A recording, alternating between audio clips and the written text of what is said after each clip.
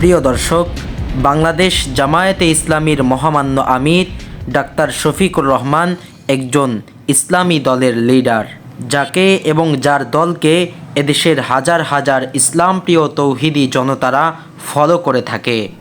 তবে সামাজিক যোগাযোগ মাধ্যমে প্রশ্ন উঠেছে, তিনি একজন ইসলামী দলের লিডার হয়ে ইসলামকে নিজের ব্যক্তি জীবনে কতটুকু মান্য করেন। প্রিয় দর্শক, ইসলামের অন্যতম একটি ফরজ বিধান হলো পর্দার হুকুম, অথচ জামায়াতে ইসলামীর মহামান্য লিডার ডক্টর শফিকুর রহমান সাহেবকে বারবার আল্লাহর পবিত্র এই বিধান লঙ্ঘন করতে দেখা গিয়েছে। বিষয়টি দুঃখজনক হলেও মহামান্য এই আমির থেকে দেখা গিয়েছে আরও কিছু বিব্রতকর পরিস্থিতি। ছোট্ট থেকে মধ্যবয়সী এমনকি বৃদ্ধদেরকেও তিনি ছাড়ছেন না চুম্বন করা থেকে। অবশ্য সোশ্যাল মিডিয়ায় এ নিয়ে শুরু হয়েছে তুমুল সমালোচনা ও ট্রোল ট্র্যাজেডি। এসব কিছু সামাজিক যোগাযোগ মাধ্যমে তার নজরে পড়ার পরেও তিনি অটল রয়েছেন তার স্বীয় কার্যে। যদ্দরুন বাংলাদেশ জামায়াতে ইসলামীর মতো বৃহত্তম একটি রাজনৈতিক দল জনগণের কাছে হাস্যতামাশায় পরিণত হয়েছে।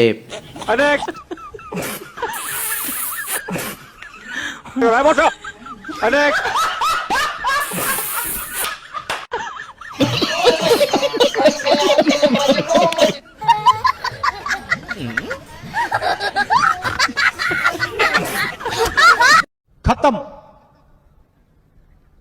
बाय बाय, टाटा, गुड बाय, गया। প্রিয় দর্শক, পবিত্র কুরআনুল কারীমের সূরা আল আহজাবের ৩৩ নং আয়াতের মাঝে বলা হয়েছে, হে নবী, আপনি আপনার স্ত্রী, কন্যা ও মুমিনদের নারীগণকে বলুন তারা যেন তাদের চাদরের কিছু অংশ নিজেদের উপর টেনে নেয়, এতে তাদের চেনা সহজ হবে, ফলে তাদেরকে উত্ত্যক্ত করা হবে না।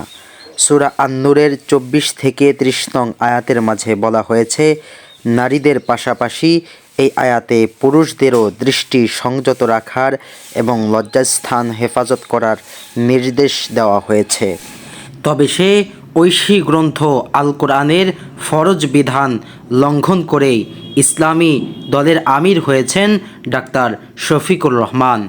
সামাজিক যোগাযোগ মাধ্যমে যে বা যারাই সাহসিকতার সাথে এ বিষয়গুলো তুলে ধরছেন তাদেরকে করা হচ্ছে ট্রোল ও আত্মমর্যাদাহানি।